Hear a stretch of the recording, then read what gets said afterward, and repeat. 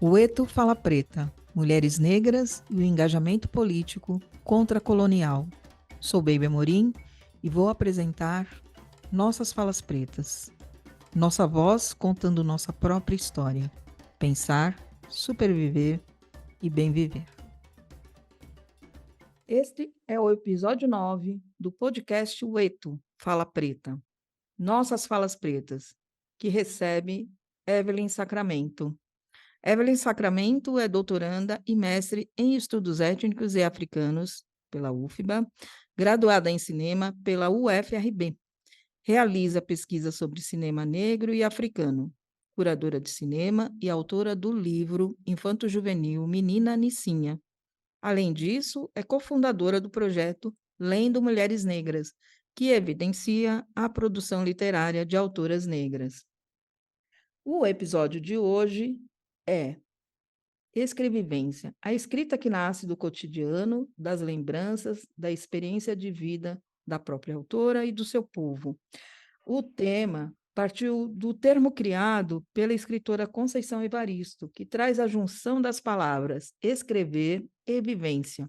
Mas a força de sua ideia não está somente nessa aglutinação, ela está na genealogia da ideia, como e onde ela nasce e a que experiências étnicas e de gênero está ligada. Isso é a explicação da própria escritora e educadora. Ao escrever e pensar a partir desse lugar, Conceição Evaristo cria o conceito de escrevivências, que significa e permite a reescritura da própria história brasileira a partir das vozes de pessoas negras. Para quem não conhece, Maria da Conceição Evaristo de Brito é uma notável professora e escritora brasileira contemporânea, sendo especialmente ativa nos movimentos pela luta negra. E Evelyn, para nosso encontro de hoje, eu destaquei uma fala da Conceição, que ela fala assim: ora, se a fala dessa mulher da Casa Grande é uma fala escravizada, a nossa escrita não. Pelo contrário, a nossa escrevivência é para acordar os da Casa Grande. Então, esse conceito nasce justamente, o conceito de escrevivência, nasce justamente com a tentativa de borrar parte dessa história. É o reverso. E é o reverso também por um outro aspecto, porque aí já tem escrita. Se antes a fala da mulher negra ficou condicionada a uma oralidade, hoje ela tem também a escrita. E ter a escrita é justamente apropriar das armas da Casa Grande. Então, queria que você nos trouxesse mais informações sobre esse universo, né, de escrever. Você, como escritora, você que tem tem esse projeto Lendo Mulheres Negras, né, que está apostando aí, né, na divulgação da produção literária das autoras negras. Gostaria que você compartilhasse essa experiência, falasse sobre o escrever e essa própria afirmação, né, da Conceição Evaristo. Saudações, Babi. É uma honra, né, estar aqui nesse espaço para falar da escrita de Conceição Evaristo, né, falar desse conceito de Conceição Evaristo, e não só também, que muito nos honra, né, muito nos inspira. Né?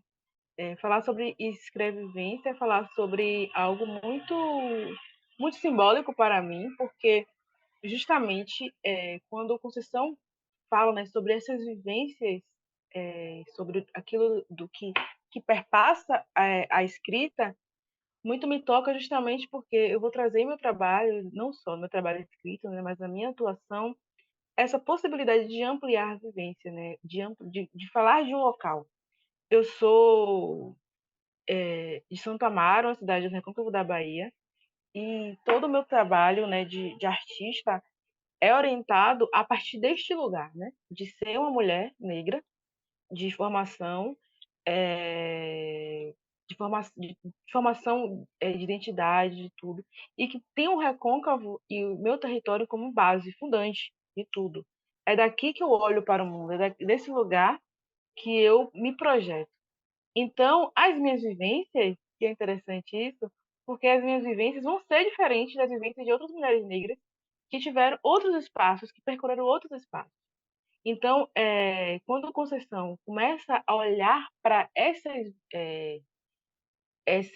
as vivências, né, de fato, ela está olhando para as singularidades de cada uma de nós, de cada uma de nós, de cada uma de nós mulheres negras, que teve histórias, né? Histórias diversas, traçou caminhos diversos e pode hoje colocar essas inspirações na sua escrita, que vai transpor essa barreira, né?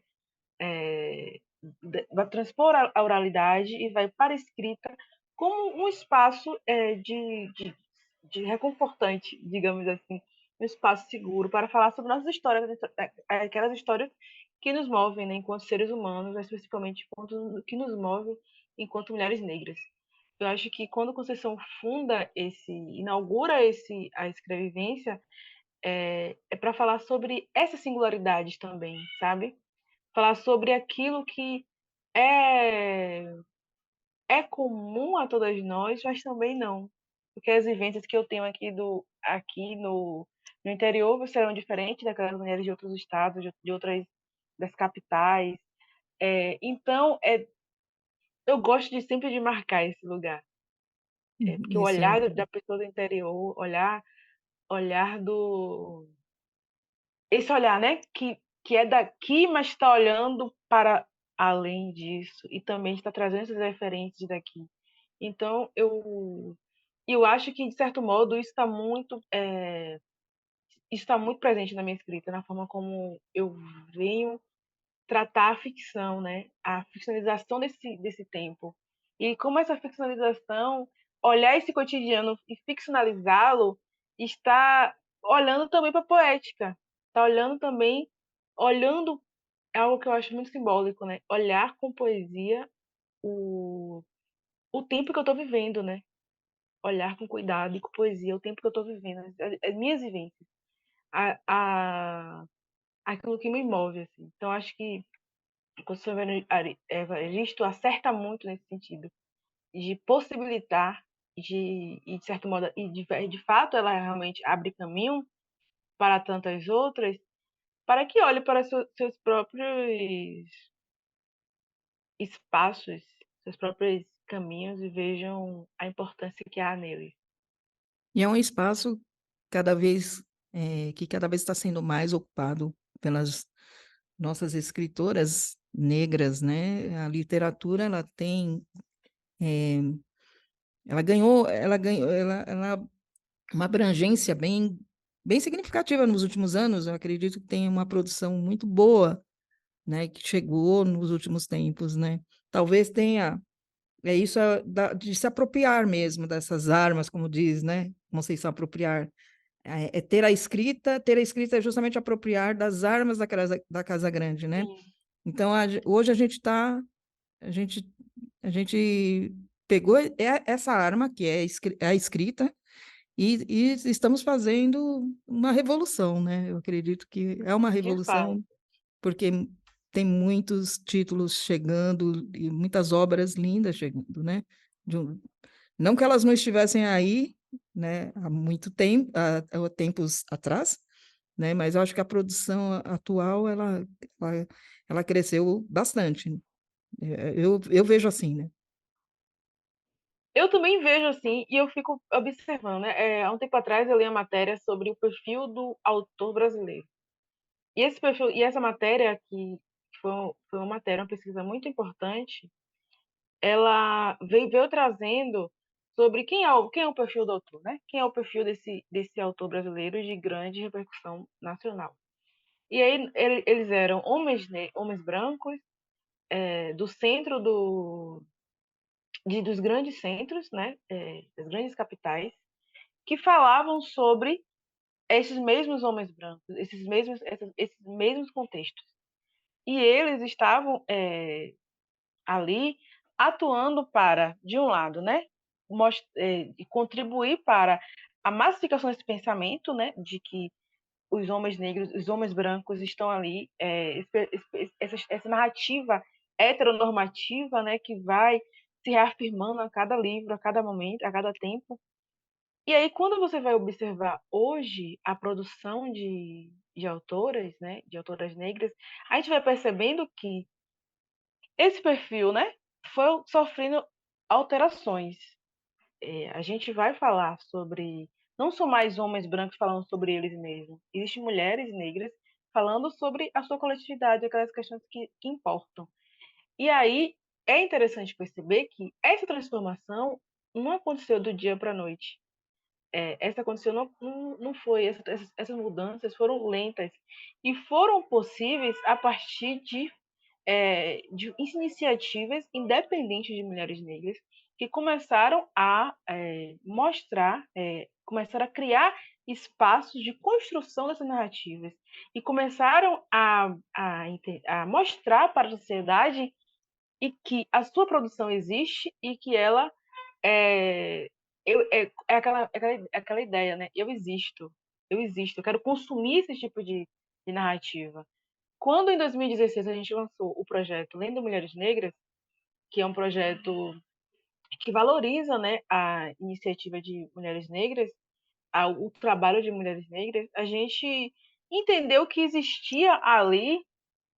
é, existia ali o interesse da população, em sua maioria mulheres negras, que queriam se ler, que queriam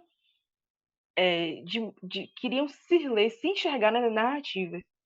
Um dos primeiros livros que a gente leu foi Olhos d'Água, de Conceição Evaristo, e foi muito simbólico esse movimento, né? Porque mostrava que Conceição, eu lembro que ela tinha acabado de participar de uma feira literária que acontece aqui no Recôncavo, né? E, e foi muito ovacionada. E foi muito. E as pessoas queriam estar perto de Conceição, queriam ter essa relação que estendia o livro, né? Mas que entendia que aquilo que ela estava promovendo na literatura era algo, de certo modo, revolucionário, porque era algo que colocava nossas histórias no centro. Então, era isso, enquanto leitoras, era isso que estávamos procurando na literatura. E que, olhando há um tempo atrás, de pessoas que tiveram a leitura sempre como um caminho seguro, né? A gente gosta de ler para sair do mundo, sair da nossa realidade, a gente gosta de ler para a fruição, e que mais que não se encontrava nessas palavras, nessas páginas. E aí, a história, quando o Conceição Evaristo, de fato, começa a ganhar a visibilidade extremamente merecida em todo o país, a gente começa a ver essas histórias emergirem, né?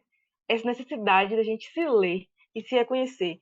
E a gente, muitas vezes, e o livro de Conceição tem esse lugar, né? De a gente se reconhecer, muitas vezes, na dor, muitas vezes no amor, mas a dor está ali muito latente. E aí, quando pensar nessas escrevivências de mulheres negras e de pessoas negras, né? De fato, está muito enraizado nesse lugar dolorido, sim, mas nesse lugar de beleza também. Esse lugar que vai se ampliando para outros sentimentos, para outras formas de enxergar. Eu acredito que seja que aí quando ela, né, faz esse movimento quando ela instaura essa ideia, né, de utilizar os elementos da Casa Grande, né, para construir as narrativas, é algo que é muito importante para nós mulheres negras, principalmente artistas negras, que precisam estar o tempo todo dialogando com a estrutura da Casa Grande e ao mesmo tempo estamos rompendo essa estrutura para criar a nossa. Sim. E aí, isso é o dolorido, né? É o dolorido, mas isso é também o belo. Porque a gente está construindo coisas muito legais, né? De forma independente, de forma. De forma independente, né? De forma bonita e trazendo uma história que é nossa, né? fazendo recontando uma história que é nossa, que sempre foi nossa.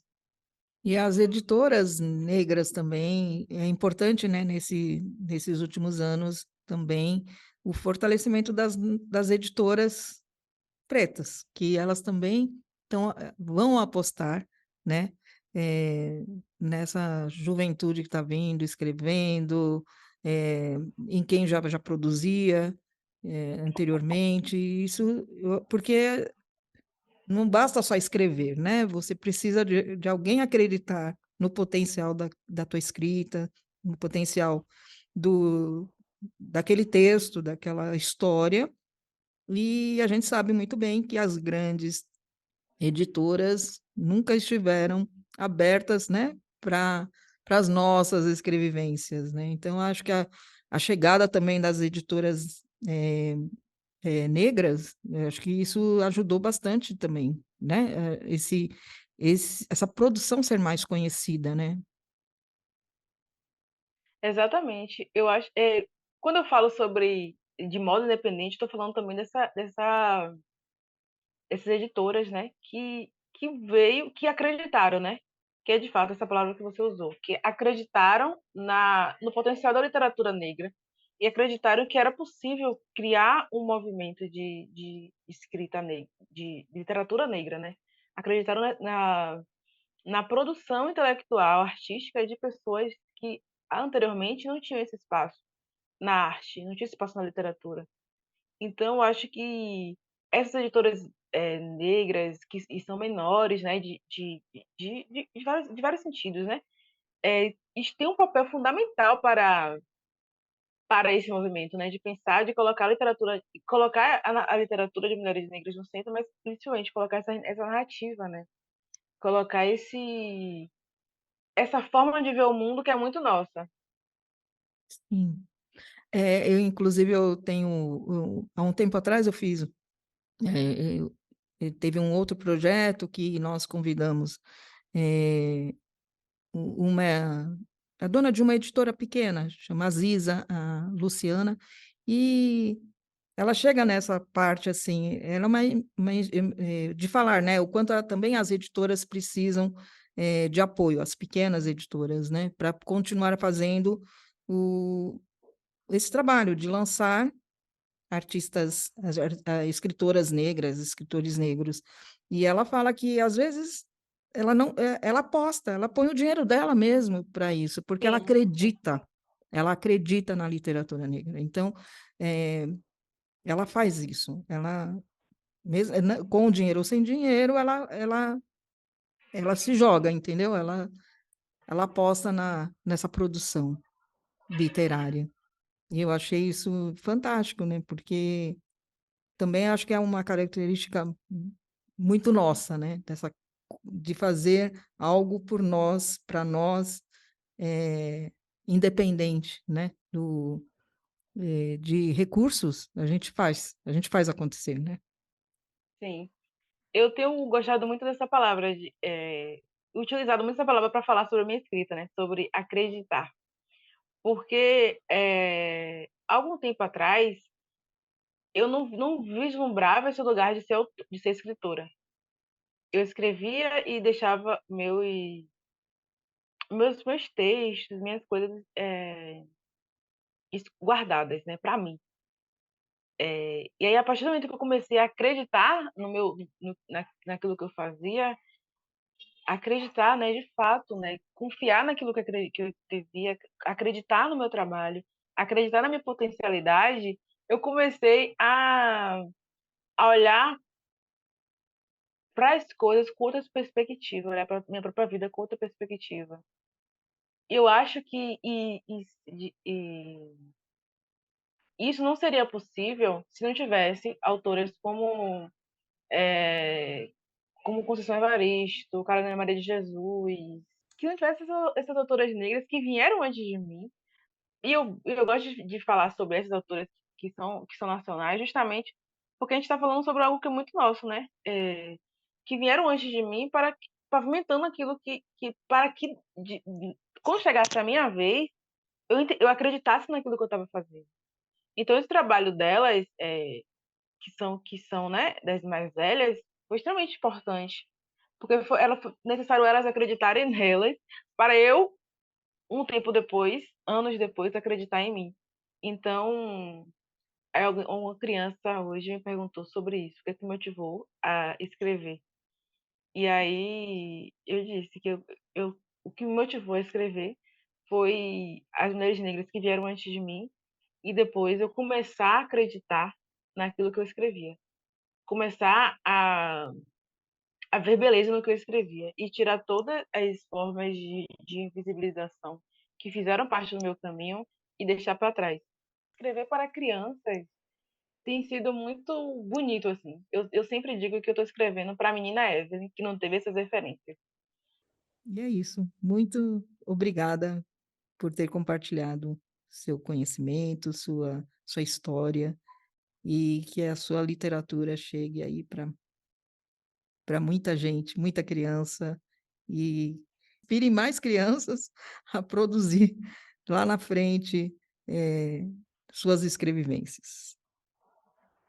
Eu agradeço, Babi, agradeço ao Instituto Casa Comum por abrir esse espaço, né, para a gente falar sobre as nossas narrativas, nossas formas de enxergar o mundo. Eu enxergo o mundo a partir da visão de uma mulher do interior e eu escrevo histórias a partir desse lugar e eu gosto de ser reconhecida, né, de ter de como esse espaço, com esse tipo de fala, como essa narrativa que é inspiradora, que é bonita e que é alegre e que eu espero, né, que espero que inspire, espero que as crianças acreditem em suas histórias, eu espero que as mulheres negras acreditem em suas histórias e que a gente consiga coletivamente fazer transformações, tanto pessoais quanto coletivas, de fato. E no nosso próximo episódio, Decolonialidade e Pensamento Afrodiaspórico. Reflexões sobre o conhecimento. O Eto Fala Preta é uma série de podcast que faz parte do projeto Tecendo a Cultura do Instituto Casa Comum, realizado com recursos do Fundo Nacional de Cultura, FNC, por meio do termo de fomento 931-623 de 2022, junto ao Ministério da Cultura. Governo Federal, Brasil, União e Reconstrução. Créditos da equipe: Baby Amorim, pesquisa, criação, roteiro, locução e gravação do podcast. Wanda Martins, pesquisa e roteiro. Aline Capobianco, estúdio EP76, sonoplastia e edição. Agradecimento especial à deputada Luísa Erundina. Estes episódios estão disponíveis no canal do Instituto Casa Comum, no Spotify e demais plataformas de podcast. Também no site do Instituto Casa Comum, www.institutocasacomum.org. Nos acompanhe nas redes sociais. Todos os programas estão liberados para uso educacional e transmissão gratuita por emissoras de rádio comunitárias, educativas e locais, bastando cadastrar-se no site do Instituto Casa Comum. Agradecemos a atenção de vocês. Até nosso próximo encontro.